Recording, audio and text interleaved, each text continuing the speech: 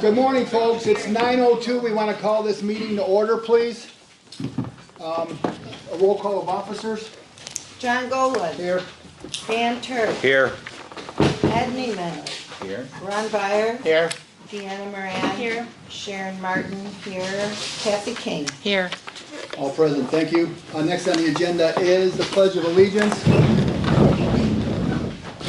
I pledge allegiance to the flag of the United States of America and to the republic for which it stands, one nation, under God, indivisible, with liberty and justice for all. We'll go right to new business. The only reason we have the MTA workshop, that's available right now, the backup for that. It's coming up, and the hot topics in zoning was explaining the MTA model ordinances for the solar. If anybody's interested, we need board approval. It's $100.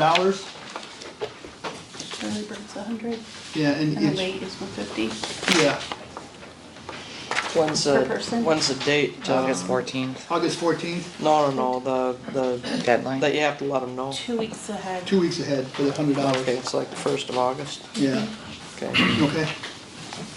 Okay, so this happens right before our meeting, so, Okay. okay, unless we want to go to Cadillac. No. So what's the board's pleasure? Should we send anybody to this, or if anybody's interested in going? I need a motion. I'll make that motion that anybody wants to attend this MTA workshop on these various dates that will pay for the attendance fee and mileage. I have a motion. Do I have support? No support there. I have a motion and support. Is there any other discussion? Hearing none, roll call, please. Turk. Yes. Neiman.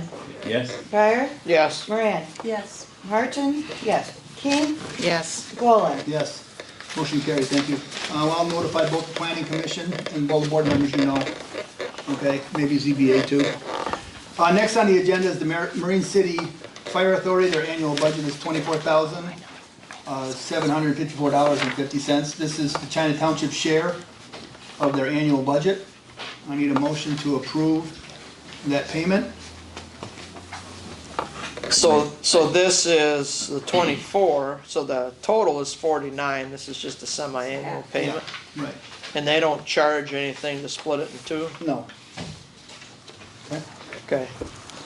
all right. I'll make that motion that we pay $24,754.50 to the Marine City Area Fire Authority for our semi-annual payment. I'd second that. I have a motion and support. Any discussion? Hearing none, roll call that, please. Okay, Golan. Yes. Turk. Yes. King. Yes. Neiman. Yes. Byer. Yes. Martin. Yes. Moran. Yes. Motion carried, thank you. Letter C was the extra bike path maintenance. Caleb was supposed to get me a price and he never did yet, so I want to table that, please. Motion table. I have a motion. Support. Support, all in favor? Aye. Opposed, motion carried, thank you. Letter D, we have the data center presentation. We have David here, and I'm sorry. Phil. Phil? Yeah. If you guys would like to make a presentation, you guys wanted to meet the board, you wanted to make a presentation to the board? Right, sounds good. You want us to just stay here or? Whatever, Yeah, whatever's. the podium. Yeah, yes, please. Now, I did post a zoning map up there, to kind of show, you know where you're at, right, David? That little green section, up, keep going No, up, yeah, keep going up, keep going up. Right there. Yeah, yeah, That first, yeah, the fourth, yeah, that, Right well, in here. above it. But then you're right above it, right there. That's Yeah, your, yeah, that's the right in property here. that you're looking at, okay. okay? So I'll introduce what we're doing. I'm David Gibson with Next Grid Collaborative.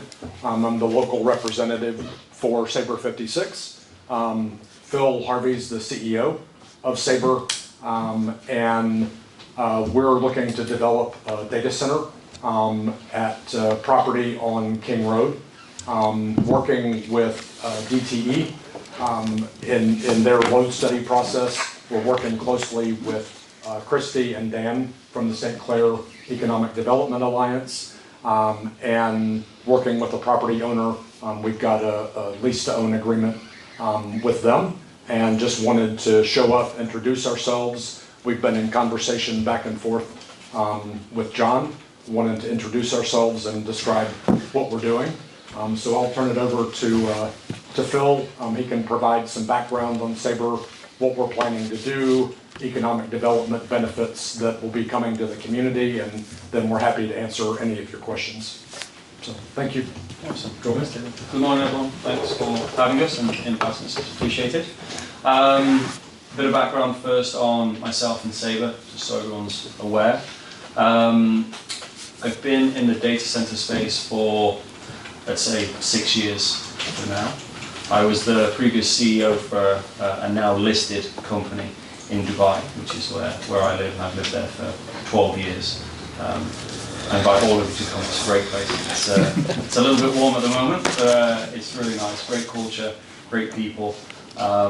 So Sabre was started because my background is ex-military, so my little claim to fame was, at the time, I was the youngest ever to pass UK Special Forces at the age of 19.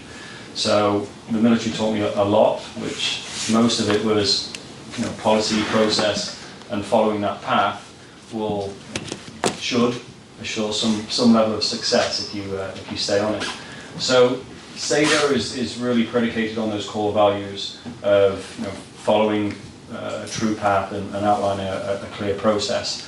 Unfortunately, the data center industry wasn't following that path, and a lot of these data centers were being built haphazard, upsetting residents and neighbours and not really understanding what's required from the community, as well as the general operations were pretty shoddy. So Sabre was started by myself, and I pulled colleagues from other walks of life, and we've started to build data centers globally.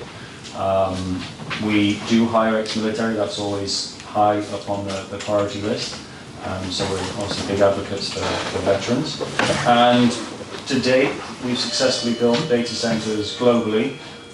We've built in the Middle East, we've built in the CIS region, so Kazakhstan, Russia. We've also built in Europe, Canada and the US, and that now is around 800 megawatts worth. So if we look at that from a number of houses perspective, that's probably enough power for, let's say, 500,000 homes in terms of power consumption.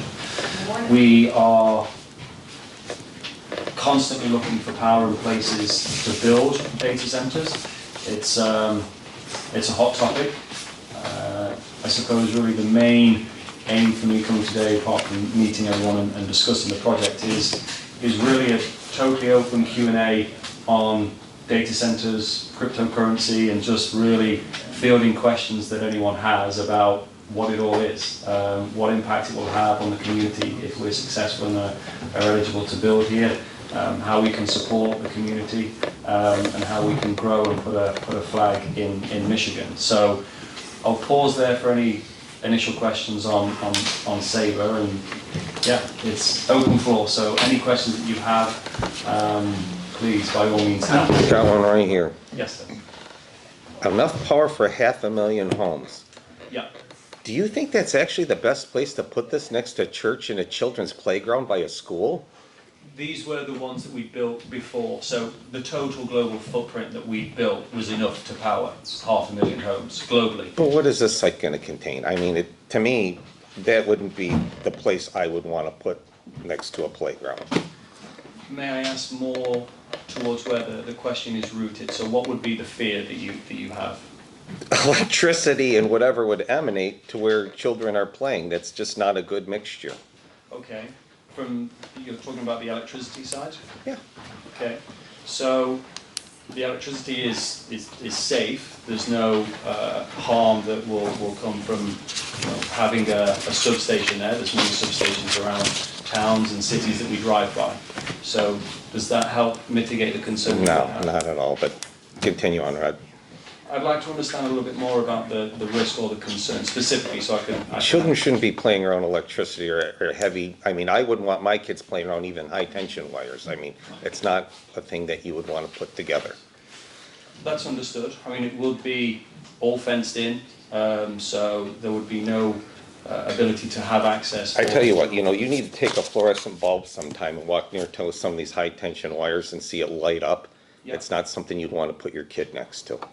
The power lines are already in place that we would be joining onto. I understand that, but I'm talking about your power, what you're gonna use, storage of power, because obviously you're gonna have some kind of battery storage or backup storage. You're not gonna have any backup storage whatsoever. No. So I mean, you're playing third fiddle here, or DT's playing third fiddle here with you guys. Apparently you're using a heck of a lot of power. That would be a plan to use considerable amounts of power, yeah.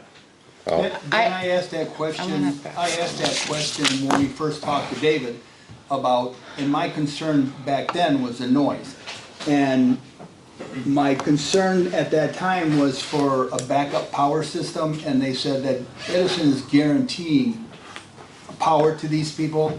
They're not gonna need backup generators. So there won't be diesel generators, there won't be battery systems. There's 2 feeds coming in from DTE from 2 different lines. And yeah, so there's no issue with, you know, with noise And backup power. coming from that And backup and power. backup power.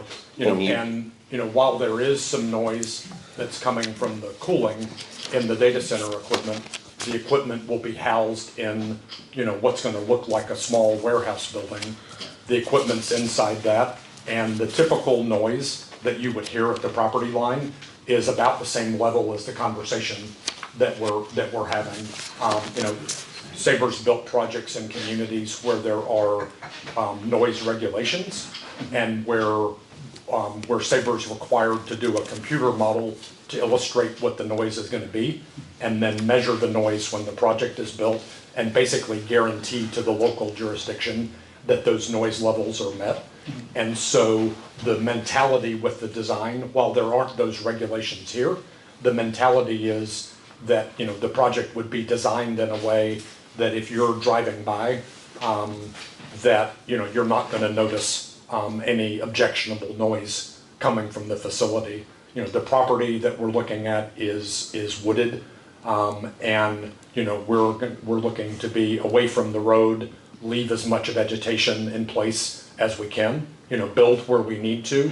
So, you know, if you're a community member, we're bringing a lot of economic development, but we really are sensitive to making sure we're not disturbing your local way of life. I have 2 questions. Yeah, go on. In reference to what Dan said, I did some research on it, and my first question is, it has to use so much power, which emits into our environment, that they're saying the ozone is, I don't even know how to say it. They say that they can't really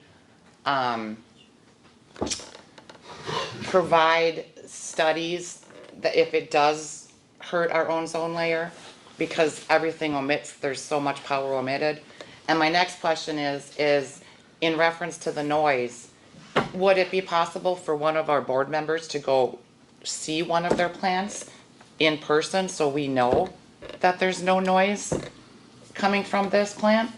Because if I lived there, and that school that's there, and that church that's there, I wouldn't want it. Yeah. Can you answer those? Yeah, sure.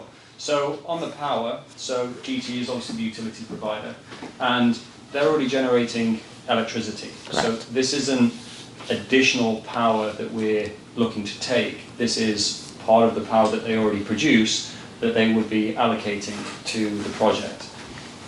If anyone has followed DT or had a look on their websites with the Green Initiative, so by 2030 and then by 2050, contrary to belief, with large power users taking additional power and the requirement for more power to be produced from DT, that actually speeds up their initiative for going green.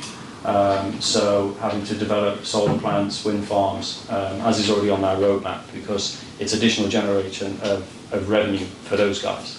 So whilst there is power being generated, there's no additional power that we need for the facility to be powered on. So any environmental impacts are already being created wherever the power stations are that DTE have in operation.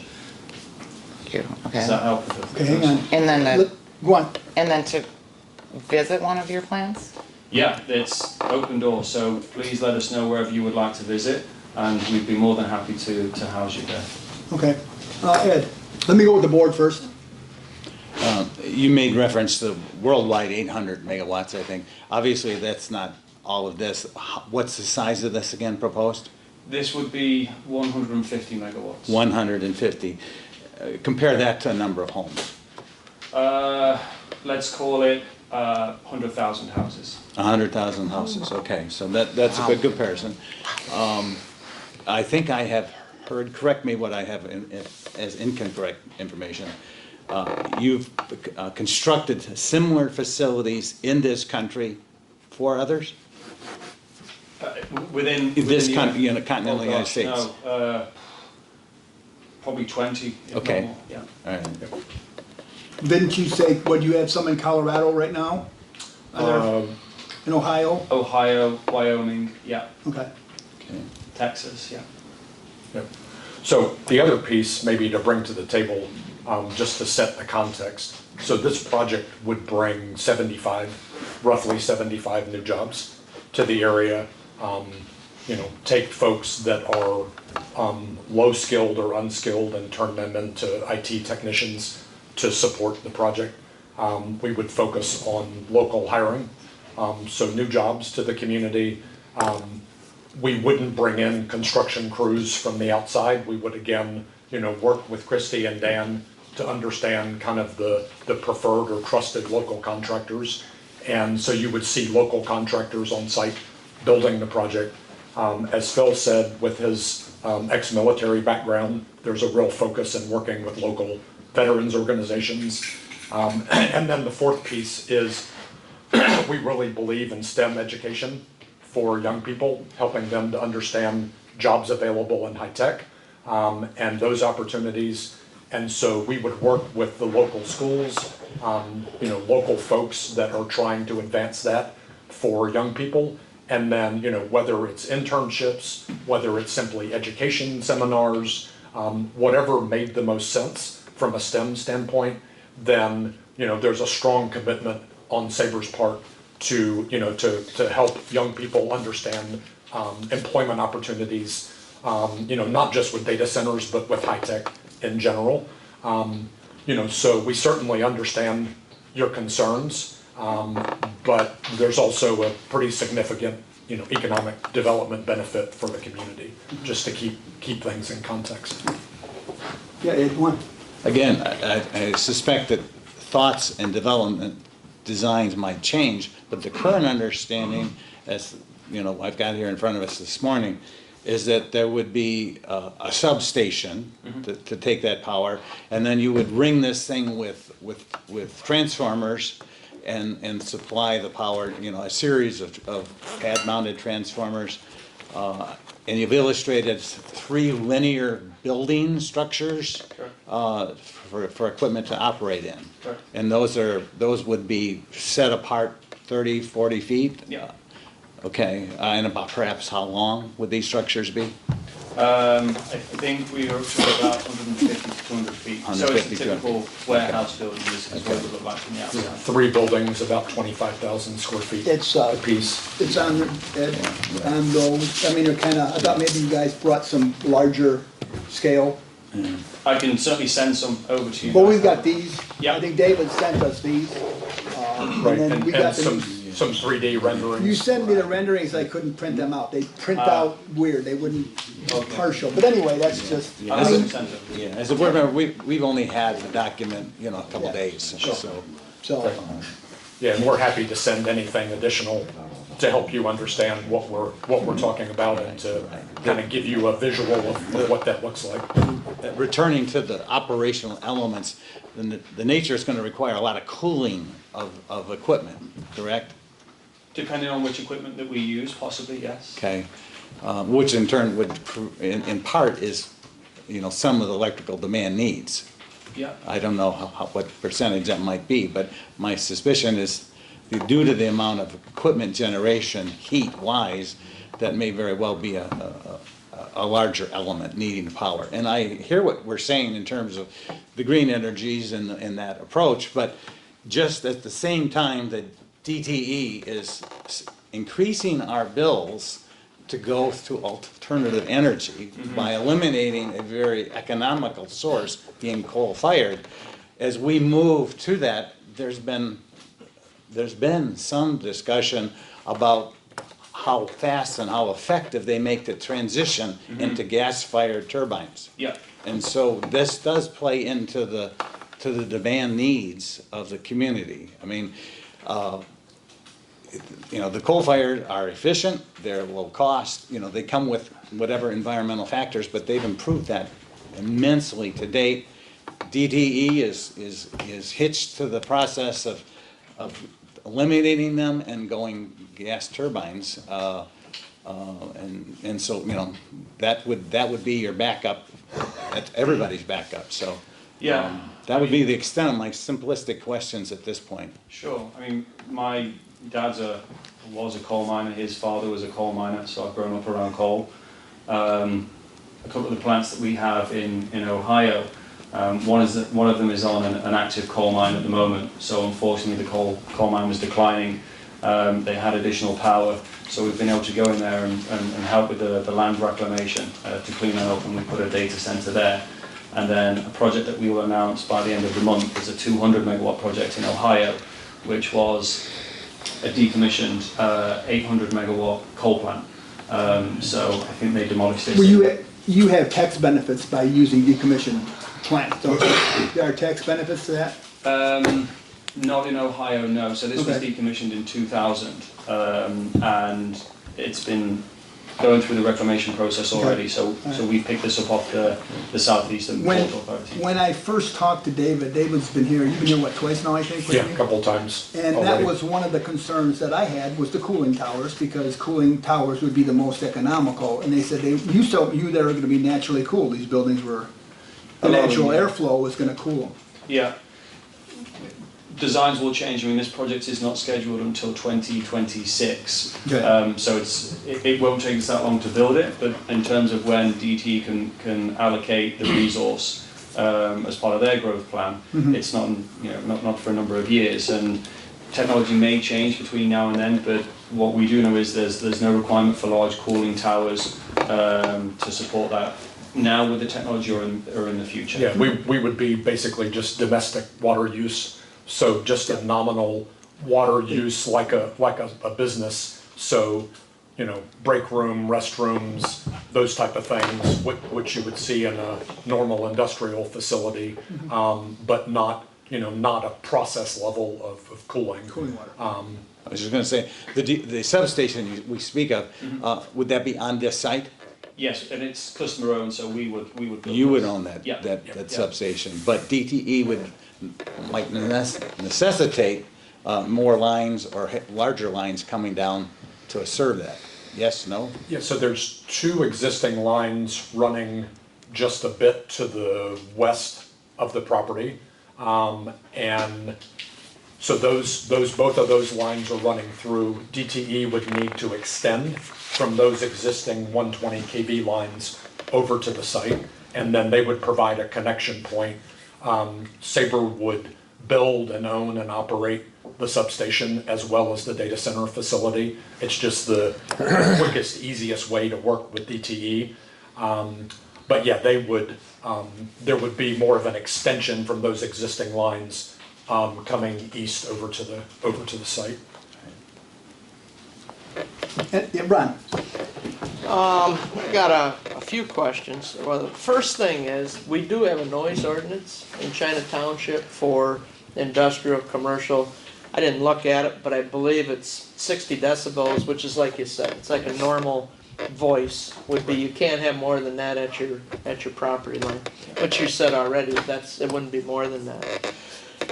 The other thing is, you said you're gonna have some employees there, so you're looking to extend the sewer line, which is at the church, up to your property to have city sewer, not septic, Right. at your facility, okay? Yeah, our understanding is the way that it would work for our property, the water and sewer is running along King Road. It stops at the property line. The water is. That, the water is already in front of your There. property. Right, the water's But already, the sewer yeah, the sewer is would have at to be your- extended From the church. from the property. church down to the next property. Right. Right. Basically to cross our property. To your south line. Right, Yeah. right. Now, And, did you speak to John yeah, I spoke to John, and, PCE? That's our engineering firm. and we've got, we've got a clear understanding of what needs to happen on the water and sewer. Christie was able to connect me with the St. Clair County Drain Commission to understand what their requirements would be. There's no permitting issue with them. They simply require that any stormwater retention that would just meet their standards. So as long as we comply with the county's standards, then we're good to go. We're good to go there.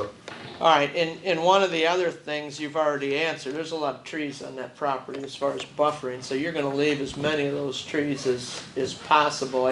I see on your, site plan, or you're there, you're gonna tuck it now in the southeast corner, so I mean, there's a lot of trees in front of that to any of your neighbors.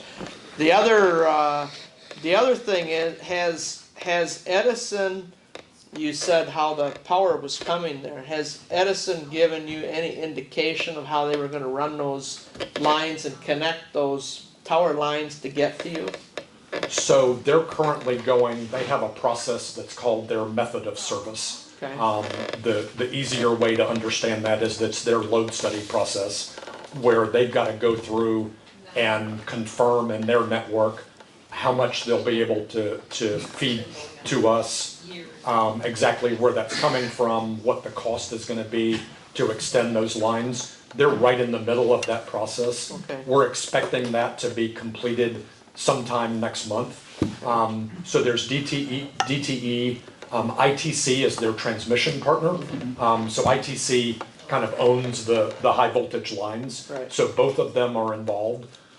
When that process is completed next month, then, we'll have a clearer understanding of exactly what they expect to do.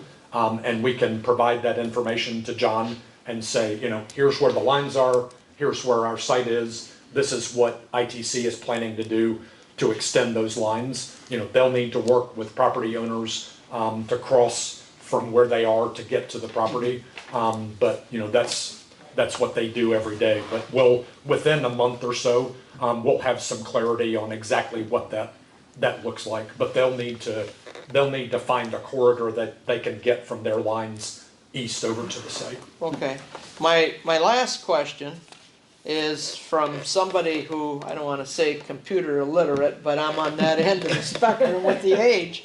Can you just explain what you're doing here with the data center? You talk about crypto mining and Bitcoin, and just explain all that, and what is this process, or what are you gonna do with this, and, like who it's for, and Well, what's doing and what? before Phil starts, because he's the guru on this. Okay. So this site is large enough that, that it's likely that it's not gonna just be crypto. The opportunity is there to do a high performance computing data center, to do an AI data center, or to do multiple applications.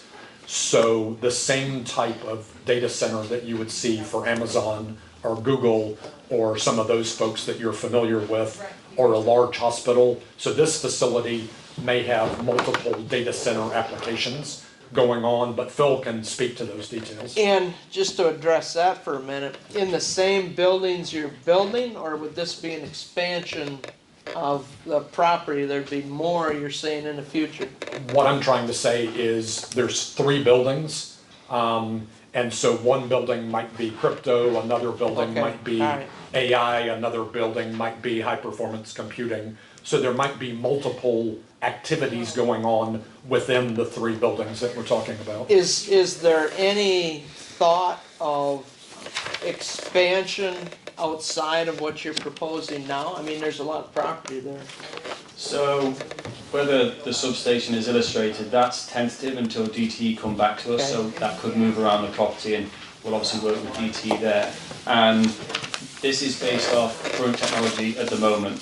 So It is subject to change until we get everything confirmed. It may grow, it may reduce, but we're comfortable that this is a size that we could expect at that property.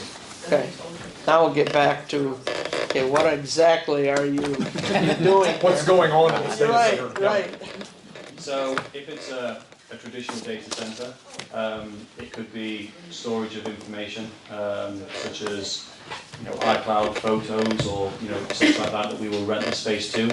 If it's going to be high-powered computing, this could be graphic rendering for environmental companies. It could be for DTE, for example, for their own data processing on how they scale and manage the power. And then if it's AI, there's obviously a multitude of different applications that could be used there to support lots of different AI innovations. If we look at crypto, which is one of the building's current uses, are we all familiar with Excel, Microsoft Excel, or typical ledger? So if you imagine that we're all inputting transactions as if we are to work at a bank. Once we get to the bottom of that ledger, that Excel spreadsheet, we need to open another tab because we've filled this one. So half of our jobs is writing the transaction. We're passing money between each other and paying for things. The other half of our job is we've unfortunately forgot the password for the next tab. So we're trying to crack that code to open up a new tab on Excel. So once we crack that code, we guess the password, that opens up a new sheet, and then we can print all the transactions on the next sheet that are being inputted. So this happens around every 10 minutes. So every 10 minutes, a new sheet on Excel essentially is created with all the transactions that previously happened and all the new transactions that have happened in that 10 minutes. And for that, there's a reward paid, so much like accountants, in banks will be paid for their service for the month. The same happens with blockchain. So if we look at an environmental perspective, if we look at traditional banking versus cryptocurrency, traditional banking is operating the same way. It's inputting transactions, Visa, MasterCard, we're paying one person to the next, and accountants have to drive to offices, these big concrete buildings, the cars, all of this. It's inefficient because one person's got to check, the other one's got to balance. We're putting all that online. Cryptocurrency is the iteration of growth and industry in the banking sector. I've been in that industry now for over 10 years, and the conversations I were having back then are the same conversations we're having now. It's a fad, it's going to be gone soon. I mean, this is a several trillion-dollar industry now, globally, where it now, in some countries, replaces the banking network in its efficiency to manage transactions. The banks don't necessarily like it because you can't leverage and borrow against Bitcoin. The amount of money is the amount of money. And all the transactions are recorded. So that's as simple as I could make it, and to outline how cryptocurrency works and what would be taking place at that transaction. So it's hundreds of computers would be sat on a shelf, crunching numbers, basically processing all the transactions, and also looking for that new block so that we could print more transactions. Obviously, the internet is pretty key to this operation. Yeah. What existing system would you be utilizing, and what additional infrastructure is going to be needed for this? So we have already one line to the property, a fibre line that we can use, and then we've also requested an application for a second line. So with data centres, much like hospitals, there's always redundancy. So redundancy on power and redundancy on data. The data usage for crypto, for example, is very small, even though there's a lot of computers, and that's because it sends in burst transactions rather than like when we're watching a video on YouTube or Netflix where it's a constant streaming. The same way that AI works. So the computers in the background are going through that large language model, through all the modeling, and then once it's ready, it packages that up and sends the burst. So very limited So requirement as such, but it's still there. AT&T and Comcast. So one of the roles that I serve is, my company does kind of all the legwork and all the details so that Phil and his team can concentrate on building and operating data centers. I'm doing a lot of the legwork up front. And so with the internet, Comcast and AT&T, both have lines, near the site. Comcast would not have really much to do to provide fiber to the site. AT&T is gonna require a little bit of effort, but we would have dual. Risa also has a line out there, don't they, right now? Risa and Duke? If you want to get a hold of them, Yeah, I can. Because I know, because aren't you hooked in, Ed? Aren't you hooked into Duke? I mean, At they over Schweihofer's? there, they Yeah. that's that. So there Yeah. there's a Yeah. fiber there Yeah, already. so we're not talking about, a massive, fiber build. No. That we've gotta, do 6 months of work to bring fiber to the site. That's often a challenge in a more rural area. But in this case, there's multiple, internet providers that are close. And so that's, we're able to deal with that. But as Phil said, it's not the hard work is going on with the computer servers, and then they're sending information out in bursts. So, there's not relatively speaking, there's not a massive internet use. We need a reliable connection, and we need redundancy in case, somebody cuts that fiber, there's some issue where we lose a fiber, then we've got to have some redundancy. But yeah, the infrastructure for water and sewer and for internet, is pretty easy in this area. I have a question. My question's in regard to business hours and working hours. Is this something that would be running 24 hours a day, 7 days a week? And then what would the lighting be for this? Are you gonna be parking lot lights? Is the building gonna be lit up all night, or what would we be expecting? So what we've implemented in the past, which has worked extremely well, is working with the local communities to understand what your regulations and requirements are. For us, we don't have any for requirements for lighting, only from a safety and security perspective. So obviously if a worker is leaving the office at night time, obviously we want to provide them some light, but that doesn't need to be on all the time. So typically a motion censored light would be fine.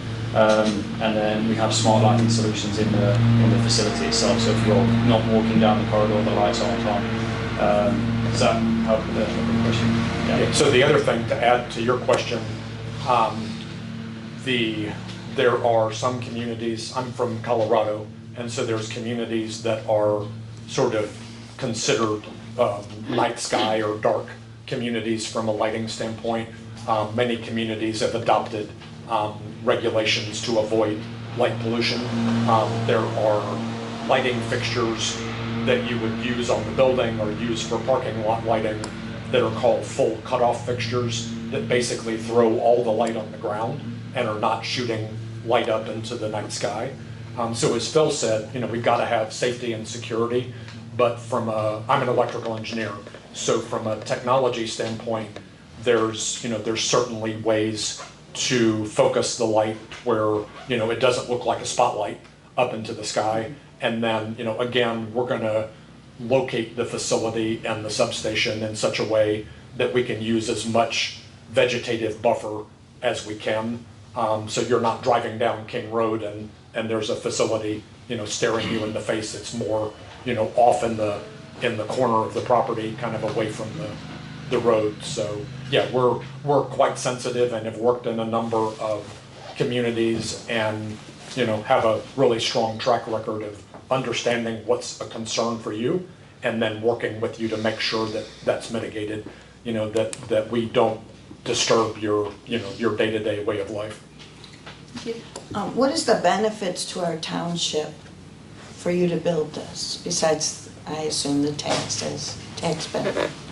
Is there in the employment, you Yeah. said? Yeah, I mean, they're the main two incentives, is obviously tax. by us using power from DTE, sense would say, and this is a DTE part, but sense would say that that should lower the price for everyone for power, because we're consuming more, and then that burden is obviously spread over more people, which goes back to helping them on their 2030 and 2050 initiative for going green. So the more power that's being consumed is more incentivization for them to, you know, generate more power, turn it into green, because they obviously can't generate fossil fuels after 2050 without heavy penalization. That's a debatable thing. You see those high-tension power wires, they feed northeastern Detroit.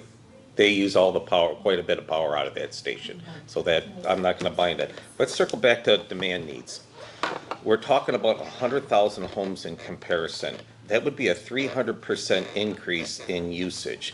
Obviously, DTE Energy would make you a priority user, and us maybe a second and third priority user. Do you have anything from DTE that would guarantee our usage and not have increased brownouts or power outages because of this? Can you help me understand the bigger part, the 300% increase? We have about 3,000 homes, 3,500 homes in China Township. I mean, Gotcha. you got 100, that's Yeah. liberally, okay. Yeah, no, that's helpful, thanks.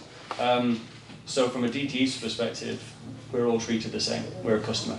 So there's no differentiation between me as a large user. Well, you said priority user in the beginning. I'm just using your words. Did I? Yes, you apologize. did. Okay, so allow me to retract that statement then. We're not a priority user, but because we're using power, it would obviously help everybody. So we have an account much like everybody else, and there's larger users than us out there. A lot of the manufacturing plants would be a lot bigger than we are. Yeah, we pay the bill, we're a customer, we have a customer number, so there's no priority for what we do over a resident or With the amount of electricity and what you're doing, don't you think this would fit better in a heavy industrial use than a light industrial use? You know, to me, that would seem more befitting, wouldn't you? I mean, if you look at what the bylaws were predicated on for industrial, this is mostly to do with environmental impacts as to why the zoning is allocated. So we are low impact in terms of environmental, we're not producing any chemicals or hazardous materials. So from an industrial perspective, we are a light industrial. And we're not sending anything up a smokestack. You know, the other thing to your concern, and I've had similar questions from farmers in Nebraska, you know, it's hot summer, it's a dry season, they're concerned about, you know, if we come in, are we gonna take their power and force them to shut off their irrigation? And, you know, the reality is, you know, DTE is not gonna provide us power that they don't have, and they're not gonna put us in front of another user. You know, one of the benefits of a lot of these data center applications is if DTE has an outage upstream, or they need to do maintenance, or they've got an issue, and they need to, you know, to shut power off, or they need large users, you know, whether it's the automotives or another industrial user, you can't shut off the automotive plants very easily. You can shut this down for a few days for DTE to do what they need to do for maintenance. So we can work with DTE, give them some flexibility by having us go dark for a few days so that they can deal with whatever repairs they might have to do. So we actually give them some flexibility where a true manufacturing plant, you know, can't just stop the manufacturing line in an instant. You know, we can shut off most or all of our facilities and give DTE some flexibility. So that is actually a benefit. Just on that point and to support them. So it's called a curtailable or interruptible load, and we do this in Ohio and in Texas.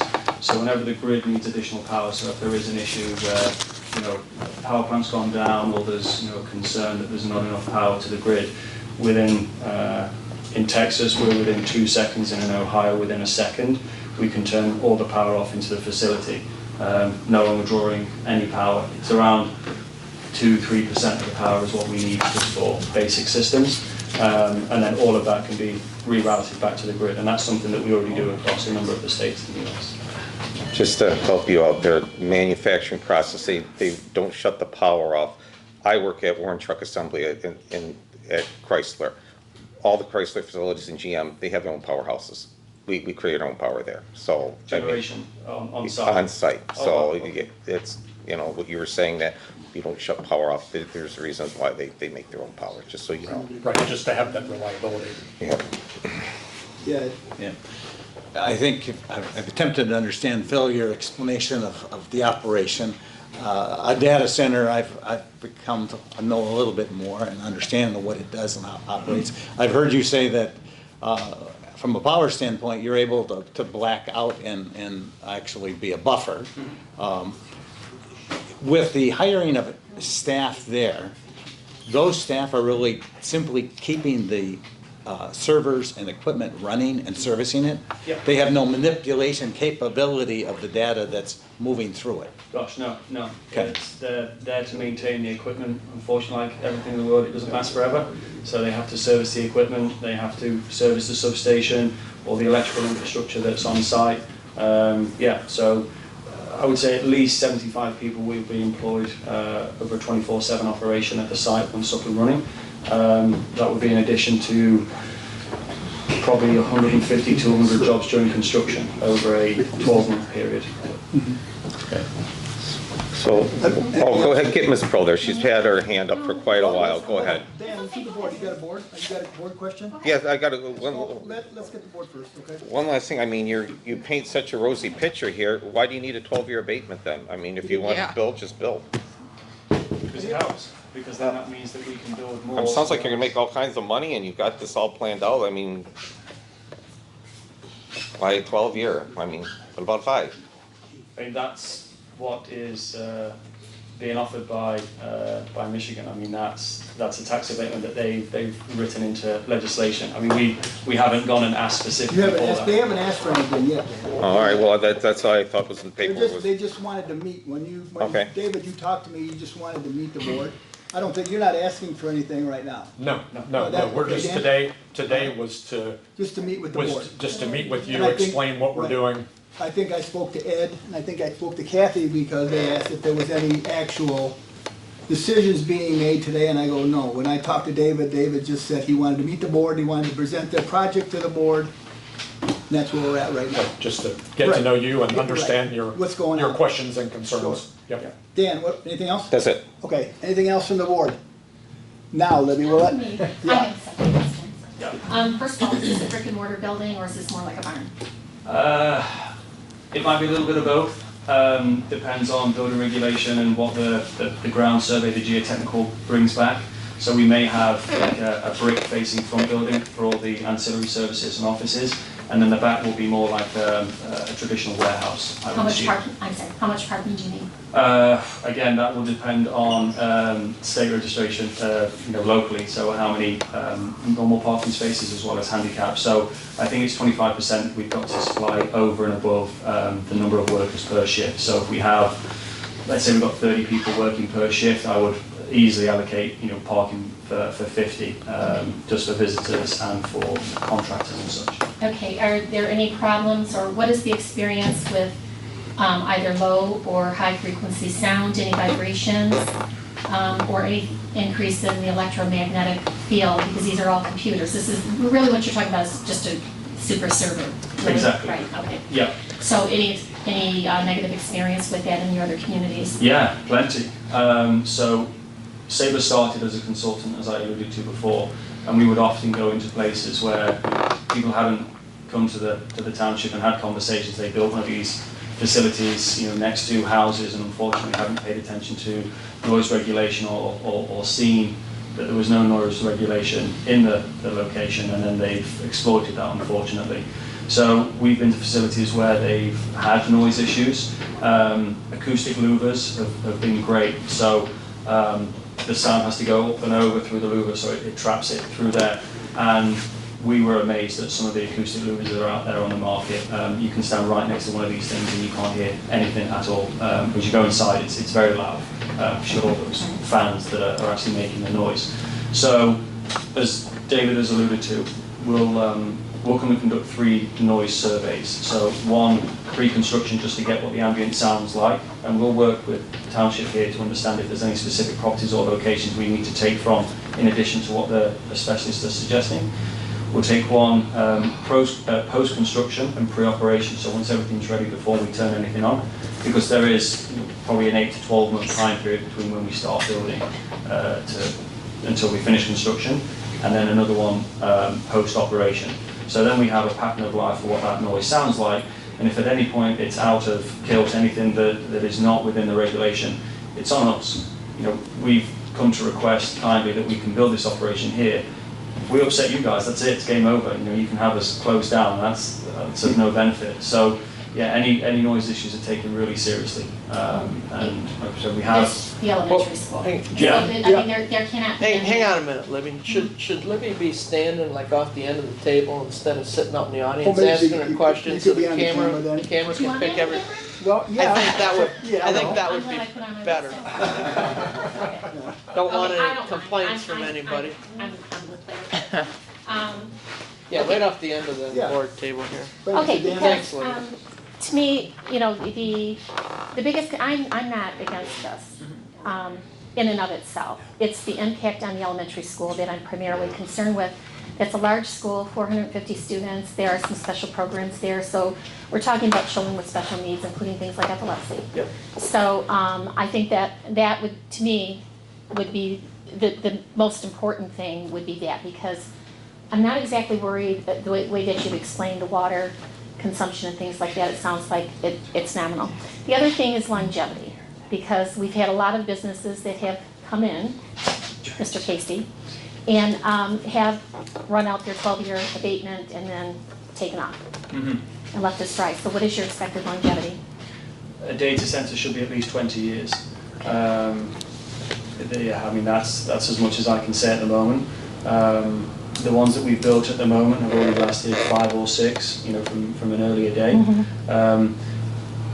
With the large infrastructure that needs to go into place, there was a concern initially in the crypto industry that people would come with these shipping containers, they would plot them down, they would do their operation, and then after they've returned or got what they needed, they could pick them up and move. This is not that type of infrastructure. I mean, if we were to discuss figures from an investment perspective, a minimum would be 45 million just for the building itself, a minimum. Depending on the data center element that we look to implement, that could be up to 150 million, not including the servers and equipment. So even with a tax abatement, it's still a lot of money to recoup after that.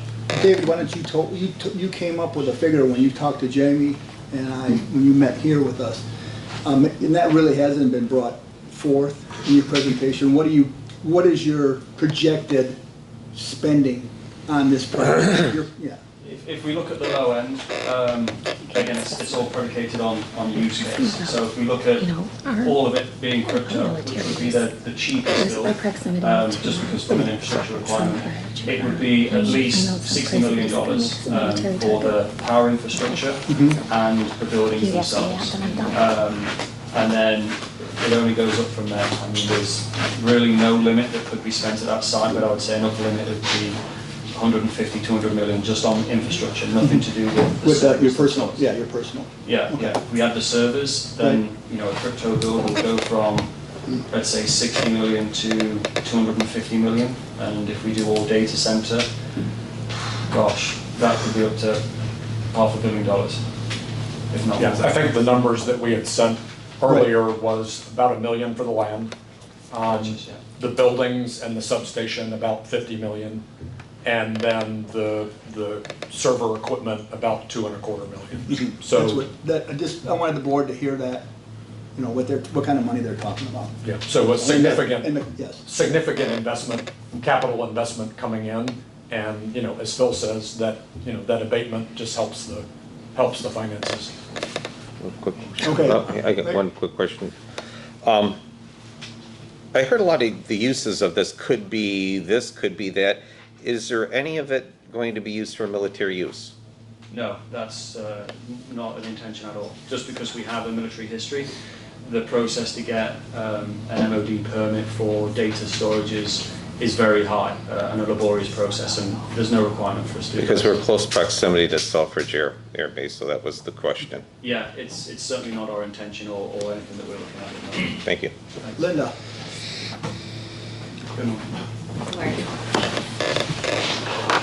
Linda Schweinhofer, I live in our community, and I want to say I think you have done a nice job, Phil, of doing the presentation. Some of the questions that I had have already been answered. But I still have a few.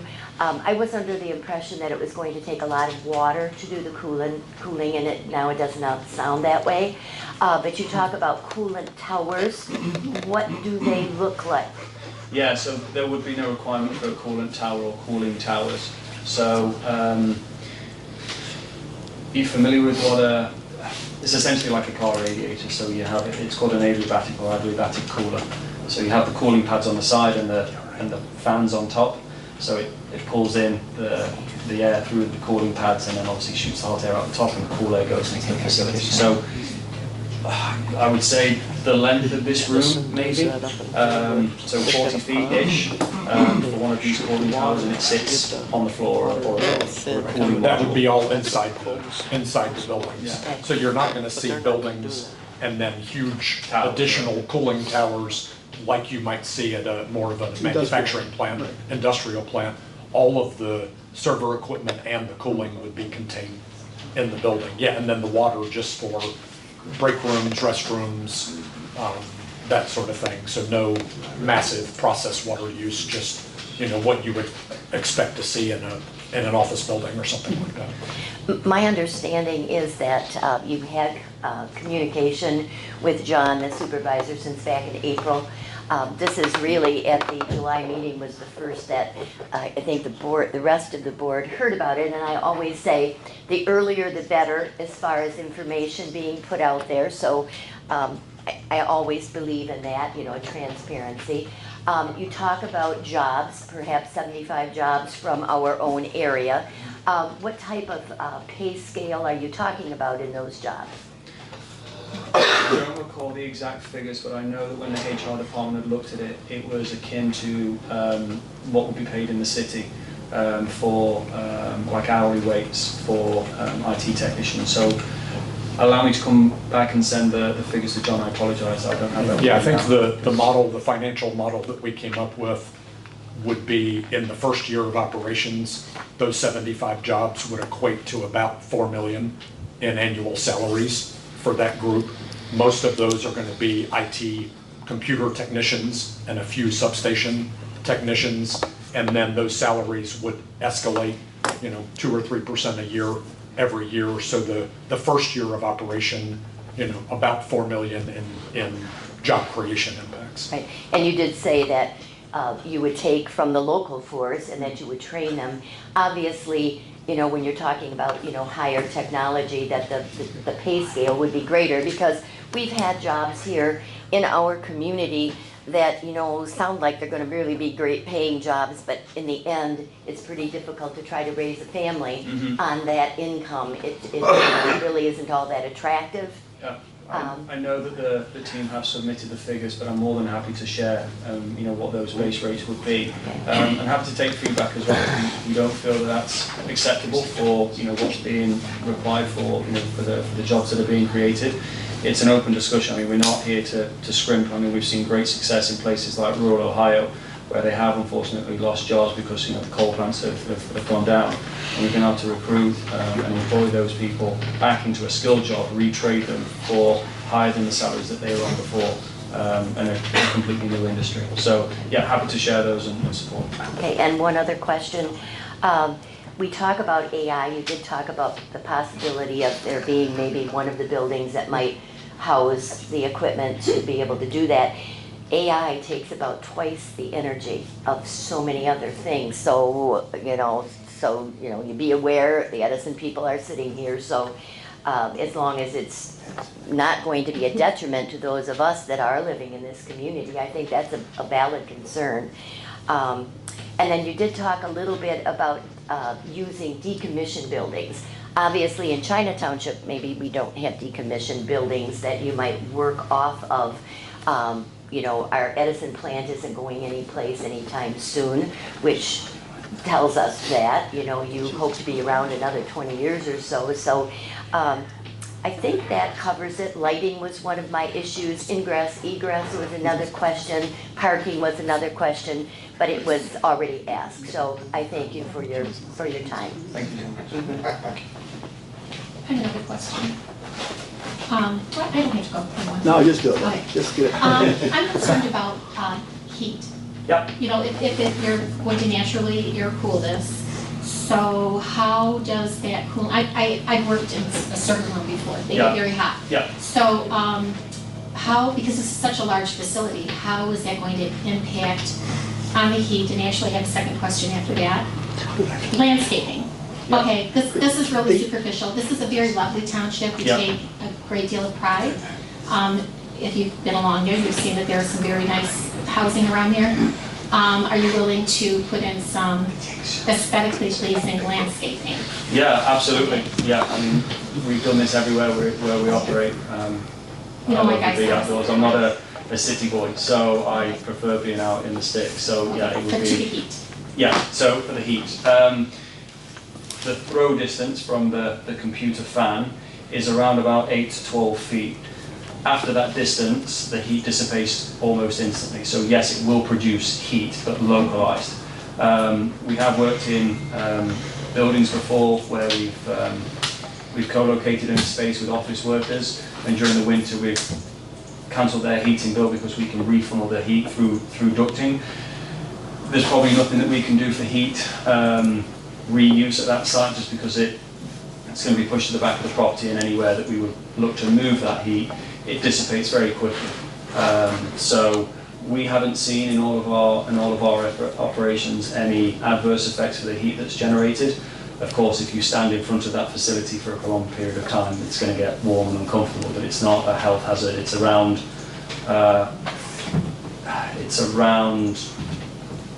90 Fahrenheit is what it would kick out at immediately after the machine. And then after that, same with the noise, that dissipates to almost half within, let's say 15 feet after that. So from an OSHA standpoint, Yeah. there isn't any negative experience with, bringing workers in to maintain the facility and putting them at risk. And they work on the cold side as well, so where the cool air is. Libby, that was also addressed in our first conversations with David, that if you see the zoning map right behind them, the King Road part, that's a green belt. So, and that David said they were happy with that because they could plant trees. It would buffer the noise, it would kind of buffer the buildings. So, but that was addressed in our very first discussions. Yeah, Linda. To tag on to Libby's question about the aesthetics, I think that question came up about what might the buildings look like. I mean, that's a nice area, and I wouldn't like to see, some like tin thing put up, like your common looking warehouse type things. I mean, if you did brick and mortar, or you did something a little bit nicer looking and better made, would that not also help with your heat retention and some of that stuff, or not? From a building materials perspective, bricks, not great. There's better products that are now coming through on the market. We're open to working with you guys on, if the aesthetics don't look right, or if we have 3D visualizers that work for the company. So we can put all that together. We have to change the fabric color of the building. So you see, like they have in Disney World, actually the tops of the buildings are all blue, so it matches in with the sky. So you don't see the building as much on the skyline. So we can have them green. We've got all the trees that are not going to be disturbed at the front of the property. So we're not adverse to any suggestions about terraforming the location. They've had discussions with our planner. I asked Karen to be here, our planner. Obviously, I tried calling her and I couldn't get a hold of her because I would like her to meet you guys in person. But I know you've had We've had conversations with her initially just to Right. to look at. They've also had conversations with Jamie, our first, to find out, just to find out that they were doing what they're supposed to be doing to get to this point. Yeah, our initial questions with Karen were, this is what we're planning on doing. this is what we understand the zoning regulations are, is our use acceptable Right. on this property, Right. Until we confirm that, it doesn't make any sense. To go further. To go further, so that was one of the first conversations Yeah. that we had. Okay, one more question, and then I'll let somebody else. You know, we talk about these 12-year abatements. I think this is for the They board. haven't asked us this yet. No, I know that, but we know from the information that I read that, of the letter that you received, they can talk up to as much as 12-year abatements. But many of you have been on the board with me for many years, and we know there is such a word as negotiate. And you really don't have to go the full hog if We know that's that. the case, so. We know that, just- and we've discussed that with Jamie already, that discussion has happened Yep. already. Okay, So that- just bringing that up. I know, but we That's all. discussed that already. Yeah, Libby? Another question, fire retention, is there going to be, or fire protection, are you going to need like a retention pond or anything like that? The size of the facility and the proximity to two other large buildings? Unknown at this time until we go through the full planning of the facility. So we're kind of in that limbo at the moment. We've put together a concept design, which has been submitted, and that concept design is not too far from the final product. We need to wait for DTE to tell us, okay, we're actually going to connect in this quadrant of the facility versus where you have it. Once all of that's put together, we'll put what's called a SWIP, a stormwater prevention program or plan. And that will outline where the stormwater needs to run off to. We may have a retention pond, we may not need one. I don't know at this moment in time, but what I can say is anything that's required by, the code will be built. And once again, they haven't met with Bill, because Bill's the building official, and as far as fire protection, he has to say about that, and the fire chief, we get the fire chiefs involved in that too. It's just, So I know, it's but the that's, school. but I mean, it's, all but we of our look into children- that. We've been all of looking, our kids and grandkids. we've been looking into all that, and like I said, Bill will address those It's issues. fair. Okay? Yes, Ron? When they go through site plan approval at the planning commission, that'll all be addressed. Yeah, because they haven't. With their site plan, we're not even They haven't- close to that yet. They haven't been to planning yet. But that'll all be addressed through site plan approval. There's very limited flammable material in there. It's all electrical load, so it's metal and computer chips. There's not storing any hazardous materials. There's no requirement for oil in there. We haven't made a decision yet on if we're going to go for dry transformers or oil transformers. We'll review that. But in terms of flammable material, we have structures that we build out of wood because it's past the codes. It's all localized.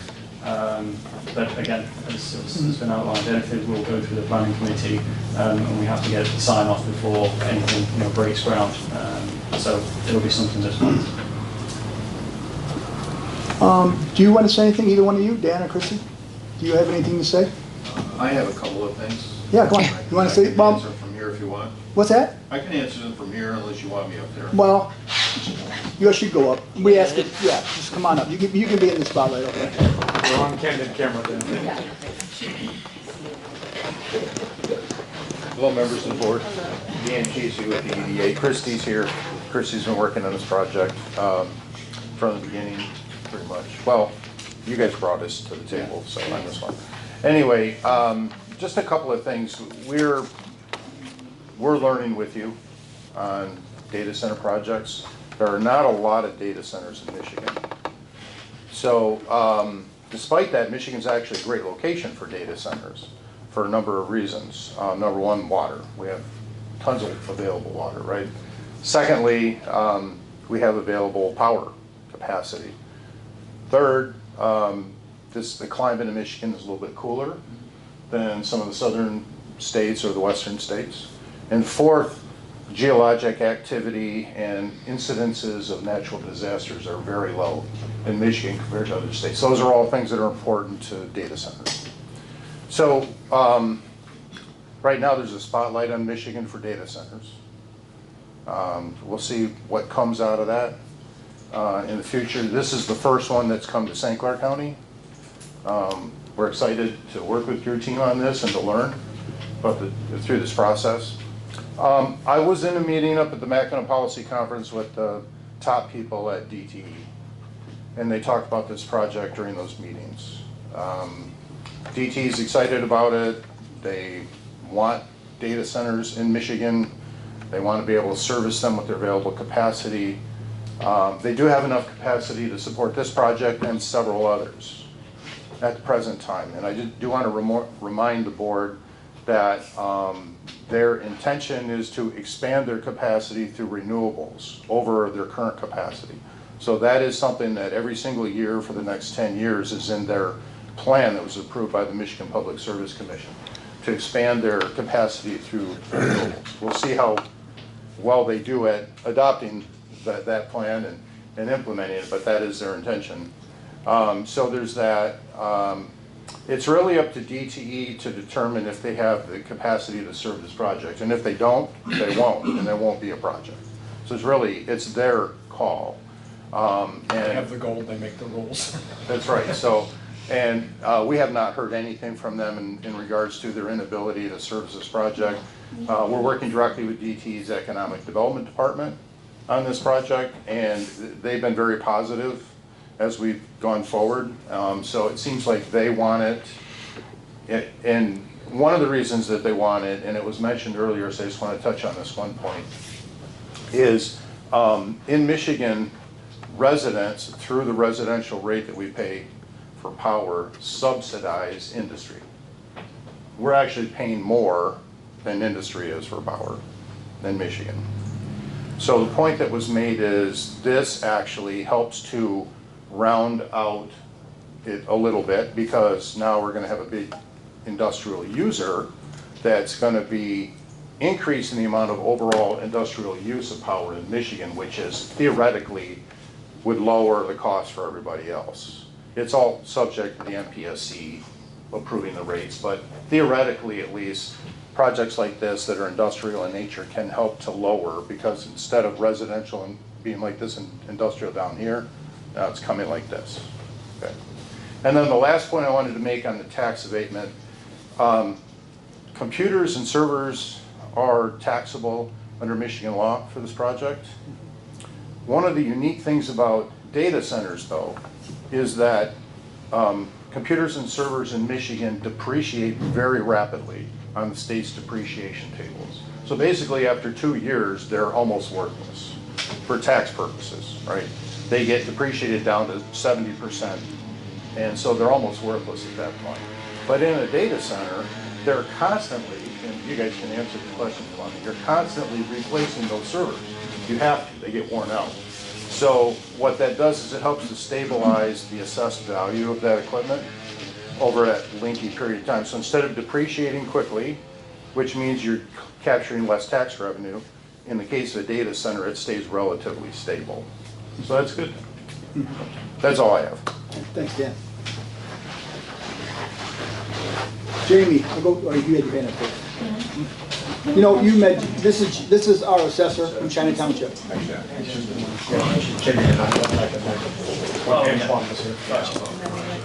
My name's Jamie Dara, and I had a chance to meet with David and some other people. We talked about the concept and what you wanted to do. I had directed them back to work closely with the county, and thank you. That helps everybody that we're all on the same page. One of the questions I have, or concerns that I have, and I directed you back to the State Tax Commission in terms of their definitions and in terms of the categories that these will fall into, and whether or not it meets the provisions of an industrial facilities tax abatement. As I've mentioned in our meeting, they've been pretty broad in the way they paint that picture. I just wanted to make sure that we weren't going down that road and hitting a dead end because it hadn't been discussed. Tax abatements are going to be approved by creating an industrial development district at a local level, and then before any shovel hits the ground. So please don't make that mistake, because you'll get shut down by the state. Then you ask, and we ask that you do it simultaneously with the board for that specific property, and make whatever request you're going to make. But then if it goes through locally and they approve it and it goes to the state, and we hadn't asked those questions to identify whether or not it qualified, then we're it's a problem. Where you have commercial, Dan, I may disagree with you a little bit, or it may be my ignorance, and I apologize in advance, I don't want to step on your toes. Where I have commercial classification of property, commercial property is not normally subject to IFTs. Now, I've had, in the defense industry, I've had IFTs in Shelby Township where a lot of the personal property is computers. Their engineers are working on the projects, and they've been identified as industrial personal property. It's going to be weighted based on the value of the property. Real is going to be different from personal, but the problem, the answers that we really want to ask before we get to that point, I'm no surprise, I'm not trying to create any issues with this, is that industrial personal property has been phased out beginning back in 2013. We've seen a big change in industrial personal property where new industrial personal property is not being taxed. So we're not going to get 50% of $225 million if it's considered industrial personal property. I'll give you an example. The electrical grid, all the stuff that we're dealing with DTE and all the value that we know about in this community is exempt from, it is not part of the exemption for industrial personal property, even though it's classified as industrial personal property. So the state said, no, you're going to pay taxes on it. But so I just want to say I'm not sure, I don't have the answer right now, as to whether or not there would be a financial benefit. That's what you guys are working on too, aren't you? You're working on that right now, Jamie. Yeah, I know. We want to know that with. Aren't you with the Michigan too, with the Michigan development people? Because that's who The we. MEDC, no, MEDC does not handle. Okay. It's gonna, that'll be through the tax Yeah, commission. that's, Right. yeah. So I'm asking the question now, or I'm raising the issue, not to be combative, or I'm not for or against it. I'm only saying these are questions that need to be answered, so that the questions that the board raised about how will this benefit us, it may very well benefit us if we're getting 50% of that revenue for 6 years, 12 years, whatever they would approve. But if it's exempt, and then you will pay a supplemental tax called the EMPP, that's going to be paid to the state, it's not going to come to us anyways. We're not going to see the same kind of benefits. So in the interest of identifying for the board what's at stake here, we have to ask a few more questions. There are other abatements under commercial facilities abatements. If we define that the majority of the servers represented a commercial facility exemption, it works very similar to an industrial facilities abatement, and it can be up to 12 years. But it's not going to be exempt from the same millages. That would be exempt from 12 mills of the commercial millage, but then everything would be at 50%. That kind of an abatement would be, at least in discussion, more protective for the community, that we would know that we're going to get 50% of our millage, and the taxing jurisdictions, the school districts and that would get their 50%. Whether or not the SET, the 6 mil SET, that would be decided by your appeal to them, to ask them to abate it. Otherwise, it would start out at the 6 mils. I'm only saying there's questions that we really want to answer, and I facilitate that way we can present a more complete picture back to the board. And so we're working directly with Christie and Dan on the PA 198, the industrial facilities tax exemption. You know, we count on them to understand the process and those regulations, whether the personal property and the real property are exempt or not. So when we do come to the board to try to establish that industrial tax assessment district and to apply for the exemption, we'll be very clear on what qualifies, what we're asking for, you know, what the impact is on the community. Sabre also has a local legal counsel here in Michigan.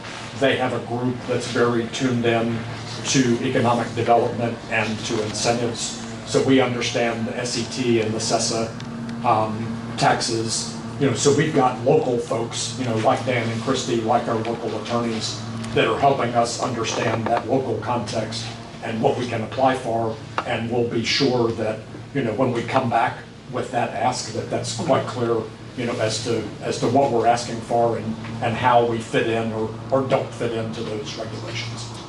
I just want to add one thing on that. Data processing isn't the definition of industrial for PA 198. Okay. So we know that the buildings at a minimum are gonna be taxable as industrial property. Okay. Where it gets a little bit iffy is with the computers. Right. We've And looked that's at the definition, it depends on what they're used for, how they're used, and so we're gonna probably have to go directly to the state tax commission just to get a ruling on computers in this case. And I might suggest that if that becomes a sticking issue and you want to look at the commercial facility, that's a little bit more protective in terms of, it's locally approved. It's not, it doesn't go through the same process with the tax commission, but it does have an insurance on that personal property component back to the local jurisdiction. I just want to put that out there as a way to help facilitate this conversation. Any other questions for you? I appreciate you letting me come and be a part of this.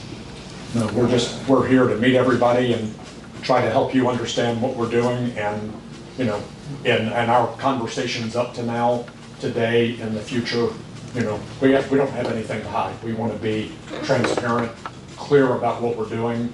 We will really listen to your questions. You know, if it's lighting, if it's landscaping, if it's building materials, it's a conversation. We don't want to come in and you feel like we're sort of forcing ourselves down your throat, and we're gonna, you know, we don't have that mentality. We want to be a neighbor and a stakeholder in the community, and so, you know, I can tell you from my perspective, you know, we're gonna really listen and work to build a project that, you know, that you're happy with as a community and that you feel like is a net benefit for you.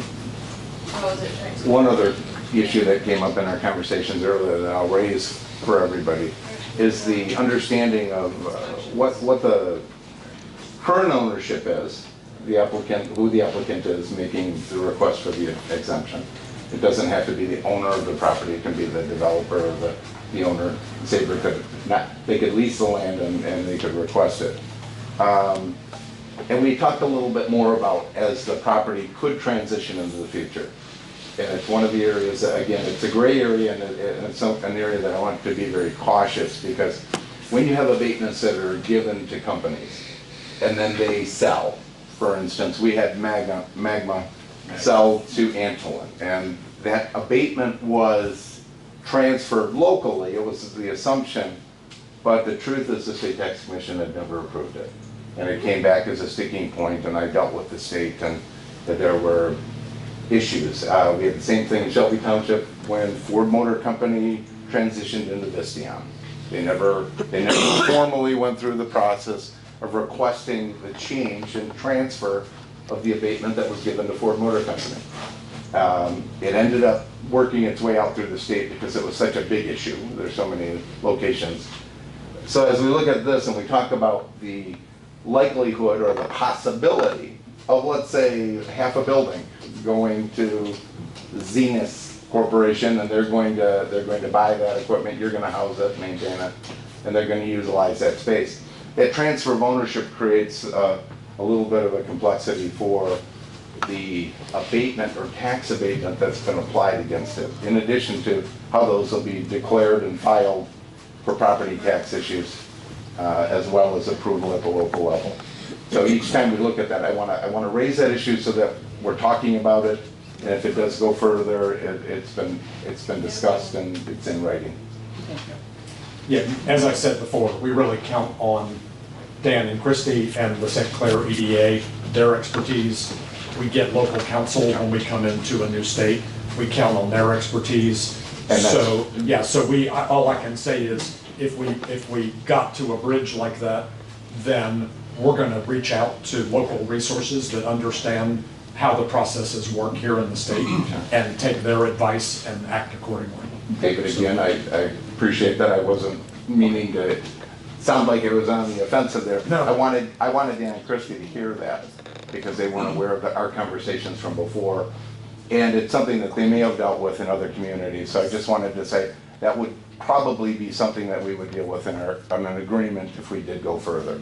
So, thank you. I appreciate it. Steve, Can you give us more information on the ownership of your company? It's not a publicly owned company, is that correct? That's right. Can you give us some background on the ownership? Who owns the company? Who are the principals? Yeah, sure. So I'm one of the largest shareholders. And then we have 6 other partners. One of them is actually from Michigan, was born and raised here. And then... His name? Antoine Farris. Yeah. He's the CFO. He was actually here with me back in May. And then there's 2 owners in Canada, 2 in the UK, and 2 in Dubai, me being one of them, and another lady who's also British. Thank you. Yeah, Matt.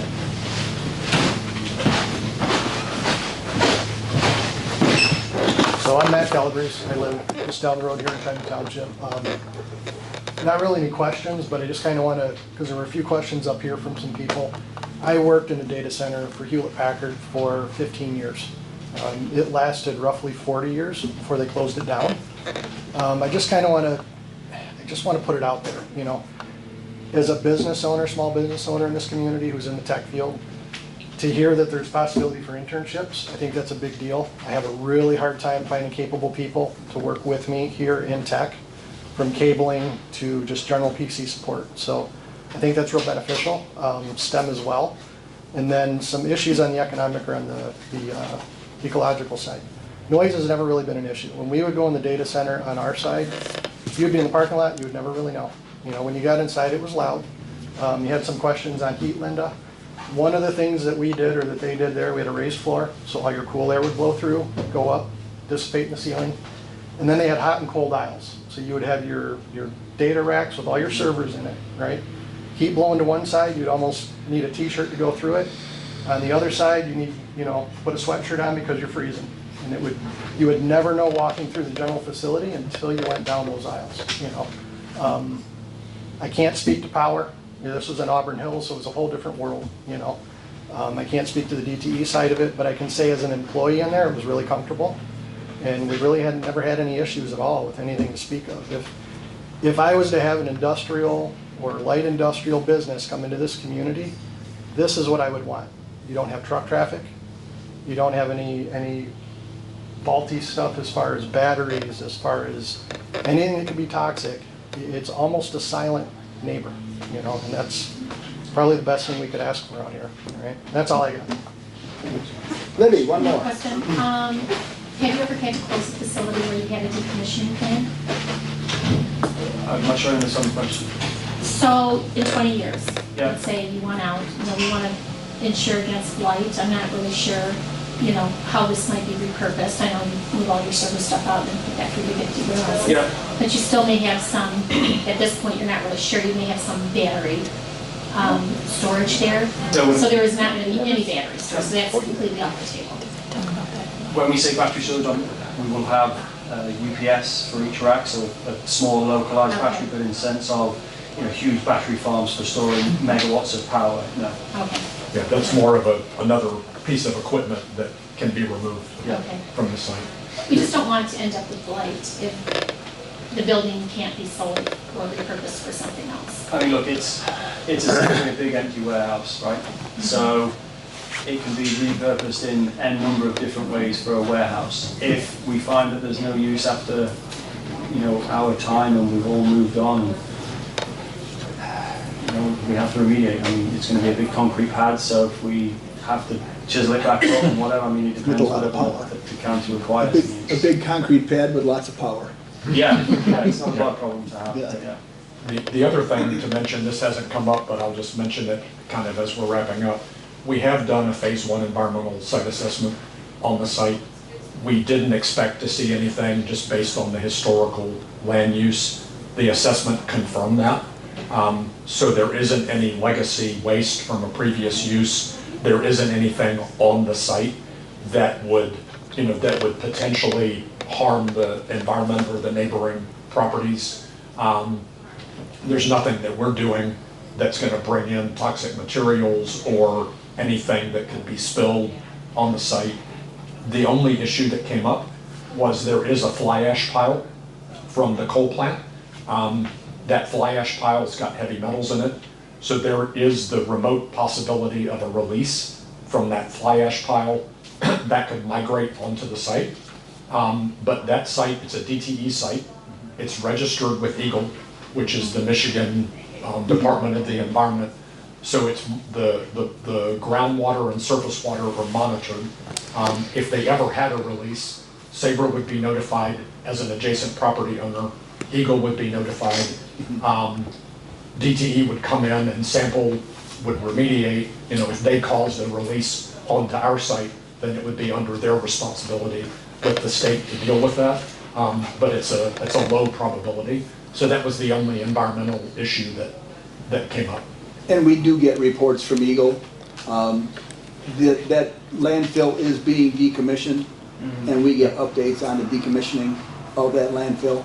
So, and they come to the township all the time. Yeah, so you're already seeing that, and then Yes. as a neighbor, we Right. would also see that. And, you know, if they had a release, they would ask Phil for access to the site to sample the groundwater or surface water. They would, if they had to do any remediation, that would be on them to Right. deal with that. So, you know, from an environmental perspective, either legacy issues or going forward issues, you know, that's something that we've already taken care of. Is there anything else from the board? The audience? Gentlemen? Thank you. Thank you very much. Have you got any other questions for us? And, you know, I'm just down the road. I can be here to answer questions or to meet with folks. You know, we're gonna be back and forth as the project develops. So, you know, if there's a question or a concern that comes up after we leave today, you know, John can find me. And, you know, we can address things as we go. We want this to be a partnership. Sure, very good. So, Very good. thanks for your time, everybody. Excuse me, Bill, what is your last name? Harvey, H-A-R-V-E-Y. H-A-R? V-E-Y. Oh, Harvey, okay. I researched you. We did no stone unturned. Yeah, he's got a pretty cool backstory, so. Okay. I need a motion. Motion to adjourn at 10:34 PM, AM, I'm sorry. All my days and nights Support, I have a anymore. motion. Ron supporting. All in favor? Aye. Opposed? Motion carried. Thank you, gentlemen. You know, my office is always open. You know that. Thank you. Good.